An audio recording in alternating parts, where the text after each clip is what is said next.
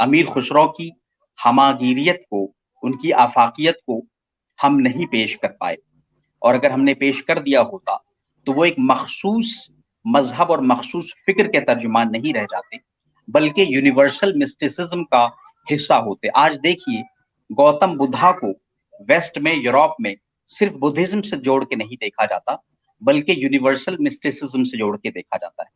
اسی طریقے سے دوسرے مذاہب سے جڑے ہوئے لوگ، امیر خسرو محض ایک مخصوص فرقے یا ایک مخصوص فکر تک ہی محدود شخصیت نہیں، بلکہ یونیورسل صوفیزم کا حصہ ہے۔ مولانا شبلی نعمانی نے تو اپنی شعر العجم میں یہاں تک لکھ دیا کہ ہندوستان میں 600 برس سے لے کے آج تک اس درجے کا جامع کمالات پیدا ہی نہیں ہوا۔ سچ پوچھئے تو اس قدر مختلف اور گوناگوں شخصیات، گوناگوں اوصاف و کمالات اور خصوصیات کا مالک ایران اور روم کی خاک نے بھی ہزاروں برس کی مدت میں 2 ہی 4 پیدا کیے ہوں گے۔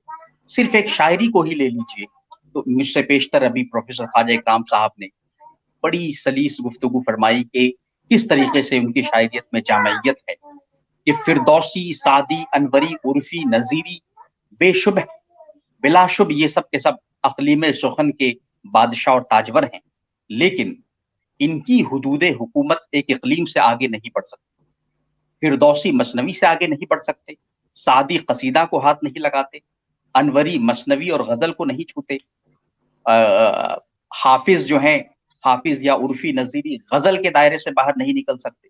لیکن امیر صاحب کی جہانگیری میں، امیر صاحب کی آفاقیت میں، امیر صاحب کی ہماگیریت میں غزل بھی ہے، مثنوی بھی ہے، قصیدہ بھی ہے، ربائی بھی ہے، سب کچھ داخل ہیں۔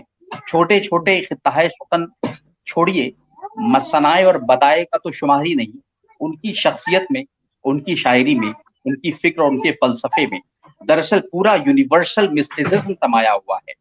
اس یونیورسل مسٹیسزم کو ہائی لائٹ کرنے کی ضرورت ہے، جسے آج یورپ سے لے کے ایشیا تک کا موجودہ جو انسان ہے وہ اسی کا متلاشی ہے۔ Modern man in present times is an tremendous urge for universal mysticism. ان کی یونیورسل مسٹیسزم پہ کام کرنے کی ضرورت ہے۔